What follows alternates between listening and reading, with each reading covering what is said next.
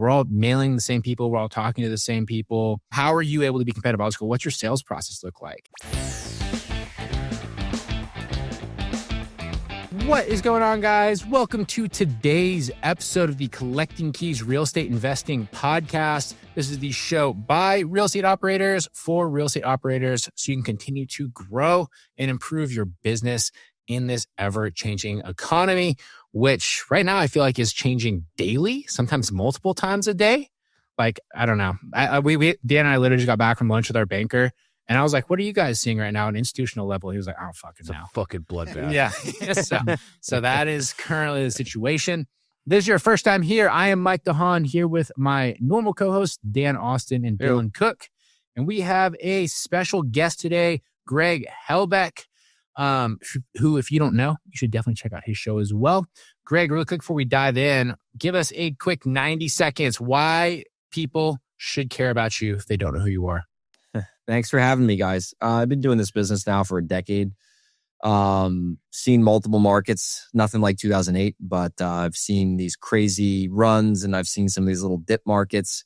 I've operated primarily virtually for the whole time. I mean, I started locally when I just got started, but eventually, started doing deals consistently in pretty expensive markets. I grew up in New York. I live in Seattle. The only markets I really know are these like high-end expensive areas. So eventually I wholesaled and then it got into like flipping and rentals. So I've done pretty much everything except for lease options. Like you name it, I've done it. And I don't have a huge team. I have 4 people. We have pretty respectable business in the core Hudson Valley market. And I just try to, share information that is practical. I hate all this guru crap out there. It's so fake because when you're an actual operator, what they're saying is fake information. So I always just share the truth, what's working in the business, what's not working, what's, maybe something that's not working isn't popular. Right. Sure. So I'm just really straightforward with the stuff. So, that's my business. Awesome. What's your podcast called? It's called the Real Estate Investing Fast Track or Greg Helbeck REI on YouTube, depending on where you're listening. Awesome. There we go. And if you guys have listened to us at all, you just realized why Greg vibes with us very well because we're about a lot of that same kind of messaging there. Even though we have like our own group, we're like the anti-guru group. Yeah. Half of our stuff we come and we just talk about so all that shit that you learned from those people, here's why they sold you into their $25,000 course and you feel like you wasted your money. Exactly. Right. It's funny you say that. I have a little coaching group I don't even promote. Yeah. We have like maybe 7 clients or something. And it's just like super small and I keep it small because I want to really help the people. Mm-hmm. But it's like, maybe like a fifth of the income. It's nothing, not like some huge money grab or anything.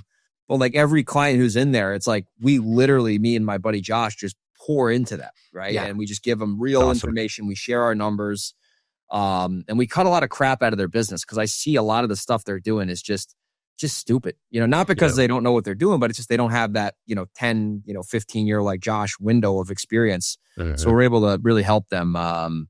By giving them practical information. What I hear you didn't say is you didn't promote any affiliate link during that whole time. So that's how you know. Yeah, right. Yeah. Exactly. And one of the biggest red flags for me with all sort of stuff is whenever they lead with this message of like, here's how we can like change your life. Here is like the get rich quick scheme. Here's like the fancy pants, super special secret technique that we focus on. Proprietary technique. The proprietary technique. AI. Yeah. And there's so much of that BS out there. But so much of business success, and you've known this, is just doing honestly like the boring stuff over and over again. Like we had our little scale community call here earlier this morning. We literally spent an hour like going through one of the guy's CRMs and really helping him build out like his call flows. And the funny thing is like, if you're not in the industry, it's literally the most boring fucking thing you can do. Like it means nothing. We had like 18 people on there and they were like riveted. I was like, was that helpful for you guys? Everyone was like, absolutely. That's so helpful because that's actually what improving your business is.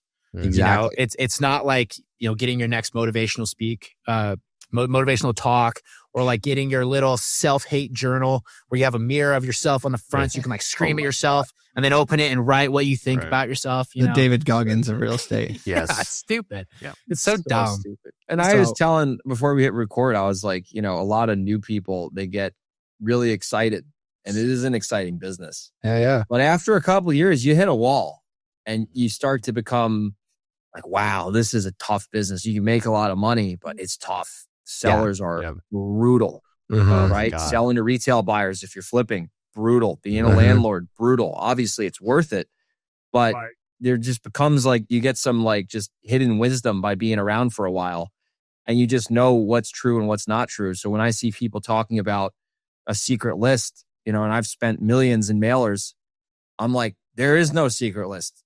I've bought them all. Every single one. I have the credit card bill to show. Yeah. The only list that I mail is the consistency list. That's the secret list. No shit. That's right. I've bought in the Audantics, the Dataflex. I've bought in those too. Me too. And they're never worth the ROI. And there's nothing special about them. Dude, I'm so happy you said that. And listen, I've made money from those lists, but we didn't get an exponential ROI. And then I'm thinking I could just go on Envelo, pull a list for free because it's a software subscription. And then we were doing, when I used to live in Nevada, I bought the Audantic list, and then I had a regular absentee owner list. We got this home run deal. It was from the Audantic list. I go look in my other list. It's on the same list. I did all that too. And the very few that aren't on a list already were not deals. Like they were some like senior guy with some equity, but like they weren't motivated to sell. Like, nope. It's all timing, right? Like you just got to make sure they have equity, and it's timing. Like you know, we nail the niche lists, and those are pretty obvious. Like, you know, they're back on taxes or whatever, but you know, that's the best list you're going to get is like a niche list, because you know there's a problem. But anytime you hear the word AI now thrown into stuff, you can't predict that. Like it's too, the business is too like, okay, like the person who's selling their house at a discount, it's such a small percentage of the population. There's no way you could build an AI algorithm to reverse engineer those people, because it's such a random business. I can't even tell what they're doing, right? I don't know what that seller's going to do the next moment after I've signed a contract with them. How AI just had a lady cancel out in Gig Harbor, like right before we got off the phone. Right. You just never know. All right. Yeah. Yep. Yeah. That's so, yeah. And the funny thing is, like, I talk to a lot of people that are newish in the industry. Like, they kind of get it. They understand the basics, and they're like, I don't understand, like how is this stand out? We're all mailing the same people. We're all talking to the same people. Like, how are you able to be competitive? I was go, what's your sales process look like? And they go, oh, well, the leads kind of come into my team, and then, you know, they like call people back. But like, I'm like, no, like, who does it go to? How many touches are you doing? How often are you following up? Yep. What are you pre-qualifying? What are you using to pre-qualify the leads? How many appointments are you going on? They can never answer any of it. I'm like, well, that's why we are mailing the same people, and I'm getting deals and you're not. Exactly. Right? It's the actual business. It's the hard part. And that's going to get worse as marketing and data continues to get commoditized. Right. Like even thinking back, we were joking before the show. Dan and I, we're like essentially dinosaurs in this industry and the wholesale direct seller space. We've been doing it since 2019. You've been in for even longer than us, Greg. But like, I remember back 2019, there was like PropStream, and then you could use like list source, open letter to do mail. Cold calling companies for like kind of hit or miss. Like, you never really knew if you're going to get them. There was like, if you had to build a Podio, if you're going to use a CRM, there was no AI anything. If you wanted to scrub a list, you had to get really fucking good at Excel and just figure it out. Right. But now stuff has changed so much, and all that does is bring the barrier to entry smaller and smaller and smaller. And so who's going to be better? Not the ones who can do the special marketing, even though that's way easier to sell products. I'm using that. But it's the people that are going to have good at sales or good follow-up processes or understand real estate more. Well, especially too, like, dude, when I was just starting to get momentum in the business, this was in 2018, like starting to like make decent money. Cold calling didn't exist. Like it wasn't a thing. Skip tracing was brand new. And I remember I was like, I want to virtually wholesale houses. This was in Texas. This was a long ass time ago. And every 6 leads, because we were going after like vacant houses that had back taxes, so like highly targeted. No one was calling these people either. And like now, like that same thing still works. We get deals from that now, but it's so much different because everyone who is on like these lists everyone's calling or mailing, and you can still make money. And that's the thing that I see with like new investors is it's not like yeah, they have a sales problem, they're marketing, they don't understand it, but they don't know what a deal is. Like, you know what I mean? Like they're like, oh, like if you're in Seattle or you're in New York, like you can, I call them like invisible deals. Like if you know that property, if you knock it down, is worth $2 million and the seller wants $700,000, you can make money on that, right? It's just, you got to know what's going on. And I think the underwriting is like something that new investors just have an issue with. It's like, even like Tacoma, like if you can buy a house in Tacoma for like 80 to 100K below what it's worth, like that's a deal. It's not the 70% rule minus repairs, right? And if you're offering the seller 350,000, right? And then some other investors offering the seller 2 or 310,000, like obviously you're going to lose that deal, but you could have still bought it and made money. So, and the other thing is having multiple exits, like just to be a wholesaler, just to be like only strictly wholesaling in one market, very hard to do. Very hard. Like it's still possible, but it's completely different. So like, in my opinion, if you're not willing to like take a deal down and wholesale it, or, you know, maybe rehab it, like you're just at like, you're there's all these like disadvantages. Like you're only wholesaling, you're in one market, you don't have a lot of experience, like gonna be tough to make money. But if you can wholesale houses and, you know, you maybe are in like 2 or 3 areas near your market, you're not like just willing to buy in the city, like you're increasing your odds of success. Like I was talking to this guy, like I just hired a mentor to teach me PPC. And he's like, yeah, most of these people don't have a lot of successes because they're in one market, their cost per click is super high and they're only wholesaling. I'm like, yeah, it makes sense. Yeah. There's only so many opportunities. Yeah. But if you're in 2 or 3 areas and you can close and novate, you know, that's when you can have more success. Yeah. That's a good point. That's why we're running, you know, online ads out in your area. You're in the same state, but like our market in Spokane is relatively small. And so we're running stuff on the west side. And wouldn't you believe it? Almost all of our PPCs have been coming on the west side. Yeah. It's because there's like 5 million people. Exactly. Way more opportunity. Absolutely. Yeah. Huge. So, yeah. And I agree 100% with what you're saying, Greg, on like the exits. Like there's always been like this, you know, concept of needing multiple exits, but you don't really see just wholesalers anymore. Like it used to be, like you could make several $100,000 a year as a 1-person, 2-person operation, just wholesaling, never need to learn how to flip. Now, if you're not just flipping, if you're not wholesaling, if you're not looking at novations, if you're not doing all these other things, like you literally are missing out on opportunity. The shitty thing is when you look at it from a cost per deal and cost per lead thing, like you have to maximize that. You're not going to be in the game very long. Like 100%. You need to get those contracts, whether you make $5,000 or $50,000, you have to keep popping them off. And it sucks because it's like work. Like a novation deal is a little bit of work. A flip is work. You know what I mean? Like that stuff's work. Wholesaling is a little bit more work. Wholesaling is awesome. Like we just wholesaled one. Mike and I were just reminiscing about it for like $37,000. It took us like 4 phone calls in a week and we made $37,000. Like if I could do that every day, I would fucking do it every day. But you can't. Yeah. It's hard. Exactly. It's gotten to, I think the industry too, like I remember like even when I was in 2015, I was a 20-year-old kid, like it wasn't popular. Like real estate investing was like not a thing. Like there's no such thing as like sales training for it or all these services. Like it was just like, okay, you want to wholesale a house. It's like a no money down real estate deal. Like that's what it was like. That's how it was known. It was a no money down deal, which is still true. Like, you can still do them. I do them all the time. Just use the buyer's money to fund your EMD and then you're out of pocket zero. It's like, but it's like now it's like everyone knows a wholesaler. You have sellers. They're like, oh, you going to wholesale my house? It's like, I might, you know. 100%. It's such a mainstream business now because like the economy's gone up and down. COVID, like it's just internet, like so much more popular now. But it's just I can't remember the last time I've talked to a seller and they hadn't already talked to somebody else. It's impossible. Wow, that's always. Exactly. So your point earlier is like you could have these one-on-one conversations. Your spreads are probably a little bit bigger because now someone else is coming in. And maybe they don't know how to underwrite, but they're offering $30,000 more, right? And now they're anchored price too high. You have to like, okay, you're not going to sell this. I'll follow up in a month and then maybe we can talk again. Right. Like longer sales process.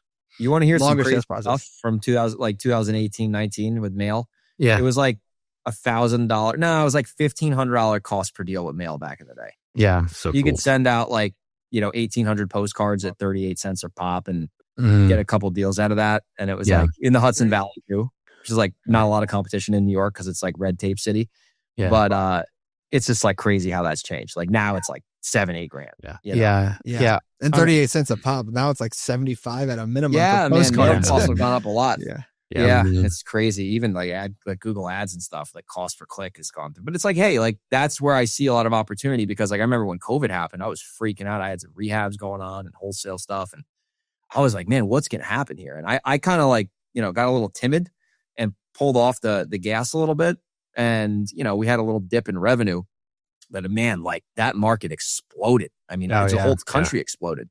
Mm-hmm. And, I was like, damn, like if I put like double my ad budget for those 3 or 4 months when everything was just kind of on pause, would have made a lot more money. But no one really, the thing is, you don't really know. Like, when the interest rates went up, like 2022, I was a little nervous. I was living in San Diego and was doing flips and just kind of like timed that right to where I didn't get hurt. But then like I kind of paused and then like the market really went down, which was a good move. You just never know. You got to have the right fundamentals. And if you're always like, thing I tell people, because people ask me like, oh, like, isn't it risky you're buying houses? I'm like, yeah, I guess it's risky. But if you think about it, if you're buying a stock at a discount, like if Apple sells at $200 a share and for sure you could buy it for $120 a share, are you really taking a risk? Not really. Like you are, but you're not. What are you seeing like right now, Greg, with everything going on with the economy and all the marketing change and everything else like that? Because if I look at the current state of just like the economy and kind of the world, it feels similar to me to that. I would say not like when COVID was in like full-fledged going, but kind of like the buildup, like February 2020, where there was like some weird stuff going on, and people were starting to get cautious. We have like the tariffs all went active today. We have some political turmoil. We have the, wars and stuff. Like the stock market has been tanking for like the past week. Everything else has been dropping. And the challenging thing right now is like, we also have all these new legislations around marketing and everything else. So cold calling and SMS is now much more regulated. All the pay-per lead companies have to face new regulations. They've kind of gone down the toilet.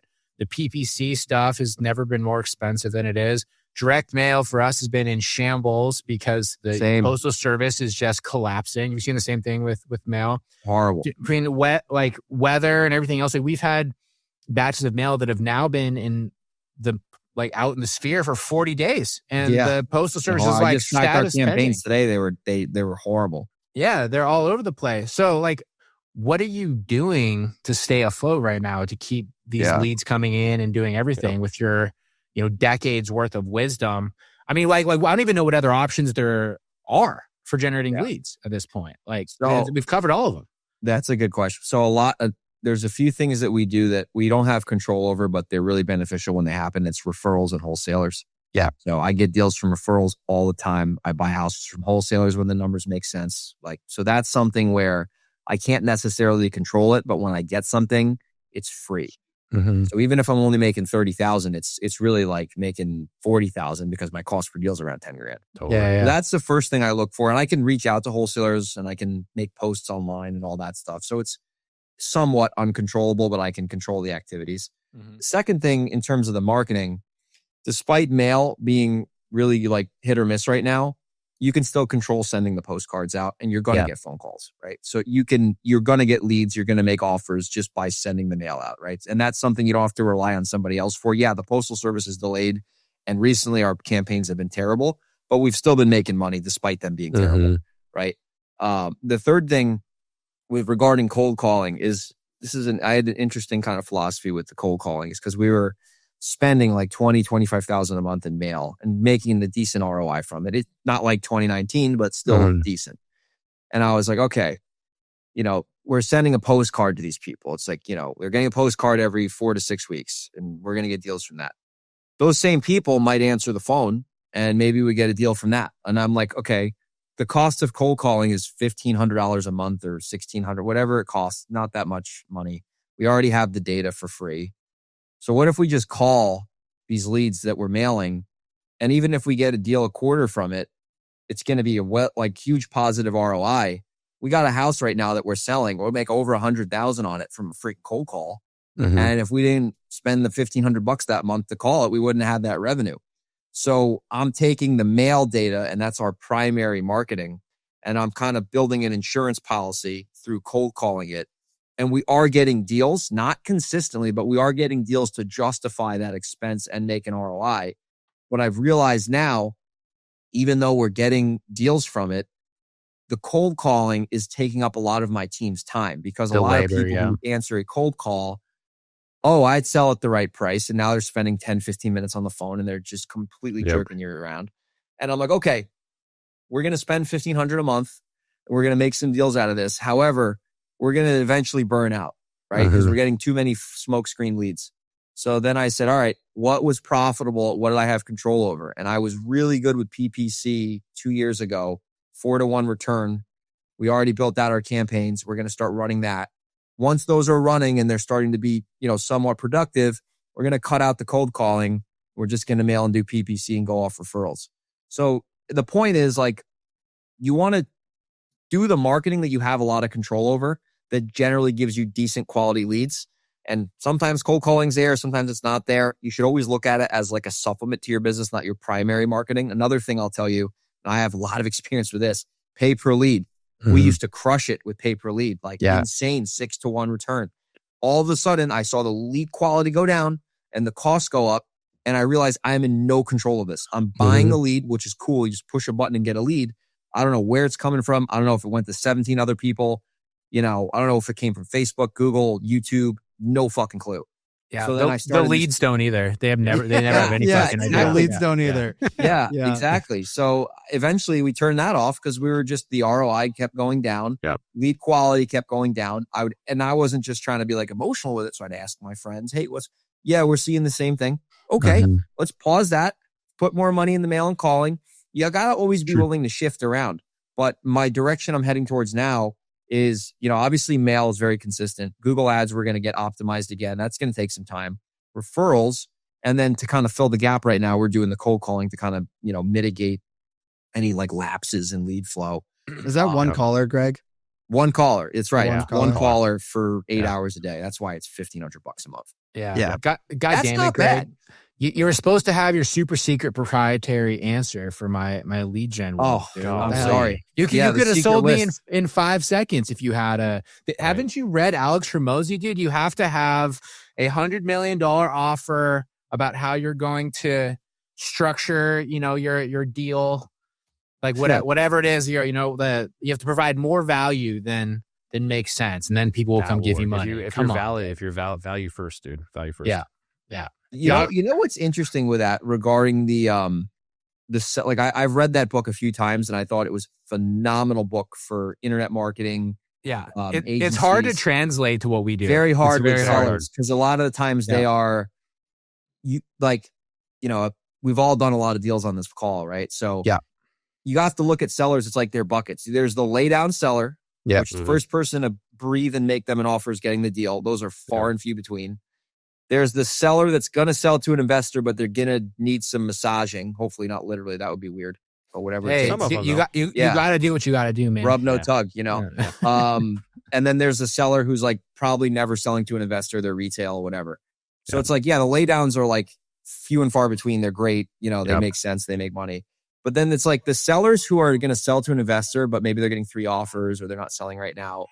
That's where sometimes it's just the price. If you can pay more than the competitors, you're going to get the deal, right? And sometimes you can make that work. Sometimes you can't. If you can novate and you can sell the novation, that's usually how you get the deal. But in terms of like risk reversal and stuff, like I haven't really been able to wrap my hands around how to make that $100 million thing with sellers come true because sometimes they're just going to you like the gas station. Their cheapest price or the highest price gets the deal. And there is some value in the relationship depending on the seller. The follow-up is definitely important. If you stay in touch with someone for a while, they respect you and they generally will hear you out, at least for the final offer. But a lot of it is just the timing. Like, they call you at the right time. They're ready to sell. They know what they want for the house. So I'm a big Alex fan. We talk about him a lot on the show. I think that when it comes to his stuff, where it makes more sense is on the buyer side.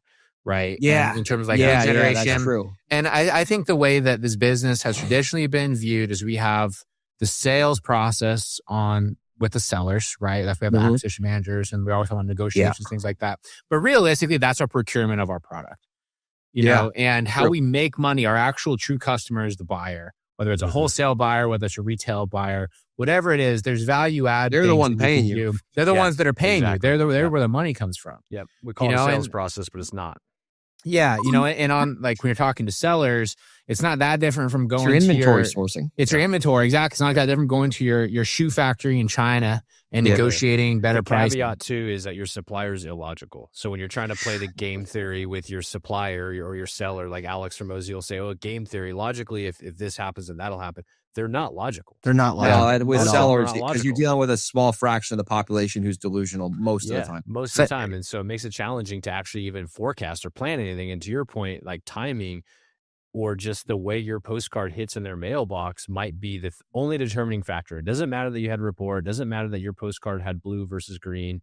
It's just sometimes it doesn't matter. And it happens enough that you can't really forecast it. Or if they get two of the same one, they're like, "Oh, my favorite color is blue, so I'm going to choose this one." Yeah. Right. You know, there's no rhyme or reason. Mm-hmm. Yeah. I mean, nothing represents that more than when you have a seller that you've been talking to for months and months, and then you get a contract signed, and they don't even know the name of your company. Totally. Right. It happens all the time. Or they forget that you were the one that they were talking to last year. Yeah. You know what I mean? Or last week, or yesterday. Yeah. You know what I mean? Like, I was talking to somebody, whatever. Yeah. And then it's like, it was me, dude. I have all the phone calls recorded. You know? Like, it's right here. Hey, sometimes that works in your favor. Like, the other guy was such a fucking asshole. He offered me this. I'm like, who would do that? That's crazy. Assholes. Well, 20,000 lower, but that's so. As a quick aside on the same subject, someone posted like in a local Facebook group, like, basically bashing wholesalers. Like, you guys don't know your ARVs. You're asking too much for places. And 9 times out of 10, he's right. Like, some of those deals are awful. But I just commented, I said, if you want to know someone's legit, 1, ask them what their fallout rate is. 1, if they know it, great. It should be around this. If they don't know it, that's a red flag. And 2, ask if they have repeat buyers. If those 2 things, that's going to probably eliminate 90% of the other people out there. Oh, absolutely. Well, that's funny. I like how you opened that Pandora's box up, Dylan, because the wholesaling is interesting. Because my opinion has changed over the years on this. In 2021, when the market was red hot before the rates took a shit in 22, I was like buying I always buy the good deals. If it's a fucking home run, I have buyers text me. They go, "Greg, I haven't seen your emails in a while." Buddy, we're still buying houses. You're just not fucking seeing them because I'm putting them on the goddamn market, fella. Yeah. You know, wholesaling was big in my business 2022 too. But I go on Investor Lift all the time because there are sometimes deals there. But the amount of times I actually see a deal on that website is so rare because these people are just I don't know who's teaching them this, but they're just locking up random shit at any price. Like, you don't have to have zero skill to do this. And they slap it on a website that's not even Zillow, which is really where the market is. And they're expecting some bonehead to buy it. And then I'll go on there and I'll look and it'll be like days on Investor Lift, 85 days. I'm like, you're the fucking seller. Yeah. You're getting contract for it. Just doesn't make sense. So I think wholesaling will eventually become illegal. And if it does, honestly, I would really like it. I think it would really open up a lot of opportunities in the business. How much are you wholesaling now versus taking down now? About 40% wholesale, 60% close. Yeah. Okay. Yeah. The tricky thing is, and maybe we just see this a lot out here because of like our demographics, but like the stuff so we do almost exclusively wholesale. Okay. And the stuff that we go through to get some of these deals closed, no one else is going to do them. Totally. Right? Like the hoops with the paperwork, how title work, move and the title and, you know, like figuring out their just personal bullshit. Like we've had so many deals and I'm like, who's going to help them with this? A realtor? No. Never. No. Right. or like even like the title companies. They don't do anything. Yeah. If it wasn't our closing attorney, who's a rock star, we've had so many deals that just would never have closed because they're such a pain in the ass. Like throw their arms up. And so that's where like the wholesalers have a role. You know, the good ones. The good ones do, but a lot of ones aren't like that. I mean, like you said, where are they most of them learning? It's from the people that are selling the products they want to use, right? They're going to the Investor Lift freaking Closer Olympics with Jim Buttface or whatever his name is. That's like on there. Buttface Jim. Just sitting there pretending to cold call people, closing. Just like live, like fuck. That's not how this business works. That's not how this works. Yeah, we all know that that's the most horseshit transaction that's ever happened. Yeah. They're like one call closing people on some live YouTube video. That's ridiculous. Yeah. That is ridiculous. That is such a lie. But you know, people already see built that. They have in contract. And they paid the seller like $1,000. Hey, can you pretend to be motivated for like fucking 20 minutes? 100%. Totally, dude. It's one of their Yeah, except it was employees, dude. $50. Yeah, exactly. right. You know, but people see that, and then they go and they sign up for the $6,000 a year investor lift. Subscription, right? Well, you said a good point, Mike. Wholesaling is a great business, and I don't think there's anything wrong with wholesaling. I've had people say like, "Oh, you made 50 grand right off the seller's back." I'm like, "No, I didn't. I solved the problem for them. They were happy about the price I offered them. There was a buyer who was willing to pay more money. No one was hurt in this transaction. There's nothing wrong with wholesaling. It's just the amount of bad apples compared to good apples are why I think eventually it will get outlawed. Yeah. Not because of the good guys, because of the bad guys. Because a lot of states have already started that process. Yeah. Right? I think wholesaling is fine. Like that. Yeah. I think it's fine. There's nothing wrong with wholesaling. Like, dude, everything gets fucking wholesale. I bought these things. Yeah. It's probably $250. Yeah. Apple probably built these for fucking $50. I don't know. Maybe less, right? Not even, probably $5. Yeah, honestly. Exactly. Yeah, exactly. Seriously. Exactly. Yeah. There's like, I feel like in the practical sense, there is a very good use case for wholesaling and like assigning of the contract, right? Oh yeah. You know, we've just exploited it as an industry and made it a full-time business, which I do think I think what you're saying, Greg, is actually kind of where we're trending anyways. There's too many edge cases where there's people that are just do take advantage or do some like shady shit that eventually it only takes one of those, right? And like you said earlier in the podcast, everybody knows what a cash buyer is now. Hey, are you going to wholesale my house? Or you want to, they're like, oh, you're one of those cash buyers. Oh, okay. Like that's like the average American. So that only takes so much time before it bleeds over to the regulators that start learning these terms and what's going on. Yeah. And then they get one complaint and they're like, we are outlawing this forever. And it changes. But in a practical sense, like there's a good use for assignments. Sometimes it makes sense to assign a contract that maybe you get a property under contract, and you see it a lot in more of like the commercial spaces where you're going to assign something because, it makes more sense to assign it to this partnership group or to this buyer. Who's that's their specialty. Right. Like something different, right? Where and it makes total sense. Do it. But we've taken advantage of the system as an industry and been able to make this a full-time well, it became business. An industry overnight, basically. Wholesaling, when I started, was not an industry. It was an exit strategy. Like in 2015, a wholesale, nobody knew what the fucking wholesale was. It was like, you assign the like if the attorneys didn't know what it was in New York, they're like, what's this? You're assigning it? Yeah. It's legal. It's wholesaling is just an instrument to assign a piece of paper. Exactly. It's a fucking real estate transaction. But it's a contract law, though. It's not real estate. It's contract law. Yeah. Exactly. Exactly. But the reason too, I see, like, I'll give you a good example on wholesalers being shady, and this everyone can resonate. So I got a friend in Georgia. His name's Brad. Awesome guy. He has this issue all the time. He gets a deal under contract with an owner from Mail or Google, and he'll run title, and then there'll be a memo filed on the property from a wholesaler like 3 months before, and the memo will be for $200K contract price. And let's say Brad has it wrapped up for $130, right? So the wholesaler at 200 was not willing to buy the house at 200 because it was a crap deal because it's worth 250. Brad has it under contract at the right price. The wholesaler won't release the memo because they have the contract.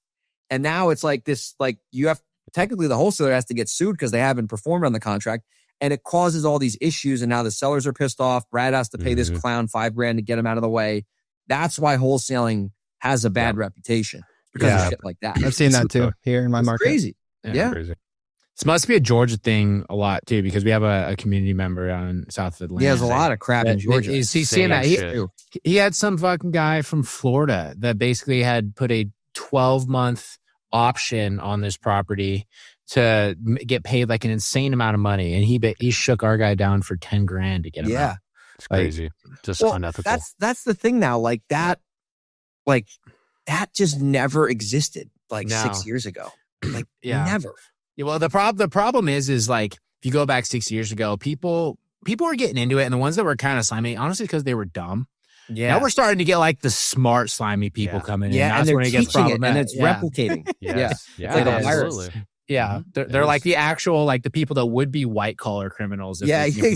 Like the guy committing mortgage fraud. Yeah, like if they were from the Hamptons and not from like the ghetto of whatever town, they would be like do a white collar. Yeah, crimes, exactly. For sure. There's people who now like they'll teach you how to renegotiate. And listen, we renegotiate sometimes when there's a fucking blatant fuck up. We'll renegotiate. If the seller said X and the reality is Y, we will renegotiate and not feel bad about it. But there are people teaching now. Get the seller under contract for whatever price they'll sell for. and then just beat him over the balls after, you're 2 weeks into the contract. A day before closing. Oh, sorry, we're going to be like $30K less. Like, go fuck yourself. Honestly. Yeah. Like, it's crazy. I had a lady, we bought the house and I never renegotiated, but I renegotiated the terms. We had it in contract. There was no permits, no COs for this thing. It was fucking complete shell. Doing it right now. It's like practically new construction. And she thought the property was good to go. And I'm like, all right, 130, no problem. We'll take it. Turns out there's no CO. No, it's like a fucking shell, basically. And I'm like, listen, I really should renegotiate with you right now. I'm not. I got to pay a $2,000 permit fee and I want to get a permit, in effect before we close. She was pissed, but I'm like, listen, you fucking told me X and now this is not X. I'm going to still close at the price we agreed upon, but you got to give me a 2-week extension. And she was giving me a fit. I'm like, a 2-week extension to get a permit? Like, come on, lady. Most wholesalers are like, oh, fucking $40,000 off the price. I'm like, what? Yeah. So instead he just put a lien on it and next guy's problem. Yeah, right. You're going to shake him down. Well, actually, it's funny. That same lead, we got a call like 10 minutes before we got on the Zoom, and her crazy brother, who's like in a mental hospital, called trying to sell us the house I already owned. Hell yeah. Oh God. I looked at the notes. I was like, yeah. That's Greg, what we're dealing with, though. That's on brand. Greg, I got a question for you. One thing I've found the best buyers in my market really nail down their rehab costs. And like, it sounds like you do a decent amount of flipping. Was there a transition of like the crew that you use? Like, do you have the same guys over and over again now? And has your price been pretty steady on like a price per square foot basis or whatever it may be? Yeah, that's a good question. On the rehab side. In New York, if it's a decent sized rehab, I use the same guy. He's a real contractor with a real license, with a real business. He's not some Giuseppe out of his Subaru pickup truck. Yeah. He's like a real contractor. So he charges me a little bit more, but I get really good service and I get speed in return. Yeah. So with him, I use the same guy in New York. Very You're not reliable. subbing out anything. He's doing the whole thing for you. He's got his whole crew. Yeah, he's doing the whole thing. He just doesn't do HVAC. He doesn't do, I think electric. No, he does a little electric. He doesn't do HVAC really. So HVAC, I'll sub that out. But in terms of the prices, like, listen, like with contractors, I have my budget that's fairly accurate on what it's going to cost to do that. And this is if it's like a real rehab, not like paint and carpet, like a real rehab, kitchen, bathrooms, whole thing. I know my number pretty well, like 95% accurate. And when him and I go on the phone, like, cause this is in New York, I do it all virtual, FaceTime, whatever. The number that I have is pretty much going to be where he's at. And he might beat me on some items, right? But then I'm going to beat him on some items in terms of our prices. And it's ultimately going to add up to like pretty much the budget. So he might bang me over the balls on the floors, but then I might hit him over the nuts on like the kitchen cabinets or something. But it ultimately adds up to where like we're both winning, right? You guys are both banging your balls together. That's all I heard. Exactly. Yeah. Hey, they do these different on the East Coast. Yeah. It's a real. I see why you moved to Seattle. You can be less closeted with how you're banging your balls. People out here. But that's how we kind of do it. Like, so he'll win on some items, I'll win on some items. And if the number doesn't make sense, I'm like, listen, fella, like, this ain't going to fucking make sense. It's rare that happens, but I'm like, listen, we're $15,000 off. Like, I'm going to either sub this out to a really cheap guy or we're going to find a way to make this work. But I could always go to the cheap guy, but I don't like the cheap guy because the cheap guy doesn't show up on time. Cheap guy's drunk. Cheap, you know what I mean? That you're going to get, you ultimately, when you hire Chuck in a truck, you get the Chuck in a truck service. Yeah. So I say that because like, let's say you send the same scope to two different people, you're going to get two different prices back. And how like the buyers who are good have that, like not the cheapest, but they're also not the most expensive. So you have to be also competitive on your ability to rehab and source materials and all that stuff. And and if I buy from a wholesaler, I never rely on their rehab numbers. Oh, smart. Yeah. I don't even give the rehab out when I'm like, if I'm wholesaling a house, I never give the rehab out. I'm like, this is the price I want for it. This is what I think it's worth fixed up. And that's an accurate number. I don't put a bullshit ARV because I'm like, if it's a shit ARV, like, no, people don't take you seriously. Mm-hmm. If a buyer knows it, like I have a lot of repeat buyers. So it's like, this guy's ARV is pretty accurate. His purchase price doesn't seem bad off the bat. The rehab is TBD because some guys can get their, own crews in there for, 30% off. I just put the ARV range and my price and the terms. Hey, this is going to have to go sell within a month or whatever. And at that point, we see where the market takes us. But in New York, at least, and Seattle, we're starting to get there. There are certain buyers I know will take these fucked up properties. And instead of having the whole thing be like a dispo circus, if I have it's a good example. I tied up this house. New York is like serious business with deposits. So you got to put down like big EMD deposit. I had to put 16.5 non-refundable sight unseen on contract signing for this thing. So I was like, fuck, I got to dispo this fast. I don't want to lose my deposit. So I text this one guy. He's like, I don't want it. I do an email blast out for the property after that. I had a bunch of people reach out, but there was a lot of tire kickers. And then the one guy who was serious was like, yo, I buy in Poughkeepsie. I buy fucked up properties. I saw your price. I need to be at this price. I'm going to close. I know about all the violations you sent me. Like, I'm going to deal with them. And, we sold the deal for a little bit less, but we know he's a good buyer. And he put down, I think, a $20,000 deposit. So at least I'm positive on the deposit. Yeah. So you got to know, like, if you're wholesaling, who is going to be the most likely the buyer for that property? Because there's a lot of guys who will buy like these hood properties in terrible neighborhoods and they have no problem with them. And then some guys want, like, I always laugh when I see these guys like, oh yeah, I want stuff I can buy at 50% of market value and like these zip codes. I'm like, oh, who doesn't want that? Yeah, right. If I ever get that, you're never seeing it, buddy, because I'm buying it, Yep. Exactly. I think they could just have like wholesalers at their beck and call. Yeah. Like there's this one buyer, I'm not going to mention his name, but he thinks like I'm his best friend and I've sold him one house. He like texts me like 3 times a week and I like don't answer it. I'm like, buddy, like, dude, I'm not trying to be a dick, but like, I barely know who the fuck you are. Yeah. We have so many of those, especially like the agents that have been around for a while. They're like knowledgeable about real estate and they've like flipped some houses, but they always want a better deal than what you're offering. Yeah. And but they hit me up all the time. Waste your time. They waste so much time. I'm just like, guys, like get in line. Like I know. If you're a really good buyer, like a really good buyer, you've bought like 10 plus houses from me and you've always performed, there is some value there. Absolutely. But the truth is, a lot of the times it is a commodity. Yeah. Yep. 100%. Well, and if you flipped houses yourselves, you actually do have general rehab numbers. So when your buyers try to beat you over the balls, like you said, from like the rehab costs, you're like, let's go through it. Let's go line by line. It's going to cost you this, this, and this. And that credibility also helps to get the price that you want. Yeah. And Dylan, I want to correct you. They're trying to beat your balls with their balls. You got to make sure that you say it. Here's the guru. Here's actually the guru strategy that I'll mention for free with no affiliate link.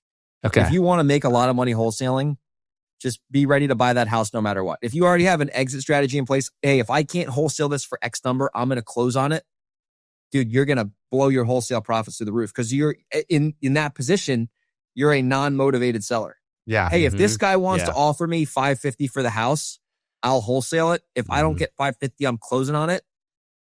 Watch your posturing with a negotiation go through the roof because that is how you ultimately make a lot of money on those deals. Absolutely. Yeah. That was good. Believe in your numbers too, right? Because you're not going to want to buy a piece of shit house. And so if you're trying to wholesale a piece of shit house, guess what you're going to get? Shitty offers, right? Yeah. So that's really good. Yeah. I like that. Yeah. At the beginning of my wholesale journey, the buyer would make it a buyer, then I'd probably had it too high. And I'd go back to the seller and be like, okay, well, can we go $5,000 lower?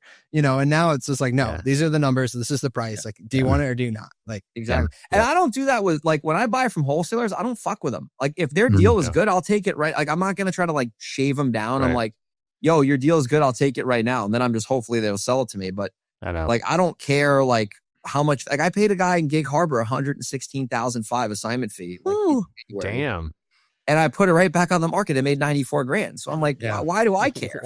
Nah, you're doing it wrong, Greg. You got to give them a taste of their own medicine. You got to get to the closing table, see their assignment fee. Oh yeah, and then rip. I got to do a $30,000 price shop. Otherwise, I'm not closing. I had a guy do that to me in Oceanside, California, like 5 years ago when I was living out there. And it was like at closing, and I was like, "You fucking scumbag!" I'm like, I have to do this now because the seller. I'm gonna fuck the seller over. Yeah, but you best believe I'm never selling you another deal again, you piece of shit. And then he sold it for like $70,000. I made a lot of money on it, but I was like, you're a fucking piece of shit. What a turd! Yeah, what a turd, man. What a turd! Then he gave me a free sweatshirt. No, he was nice. like a high corporate guy for like O'Neill or something. He gave me like, thanks for the sweatshirt. I'm gonna wipe my ass with this. But That's funny. All right, guys. Well, we're coming up on time. We better wrap this up. Greg, really quick, one last time, give us the name of your show and how people can follow you. Yeah, YouTube at Greg Helbeck, REI, and then the podcast, which is same thing with YouTube. It's called the Real Estate Investing Fast Track. You can follow me on Instagram at Grego_37. And that's how you get in touch with me. Awesome. Well, buddy, thanks so much for coming on the show. That was a lot of fun. Thanks, Greg. And guys, hopefully you enjoyed that. Go and check out Greg and his show. Shoot him a follow on the socials and tune in next week, you guys. We're going to get a little update on Dylan and his surgery. Thanks, everybody. We'll see you next time.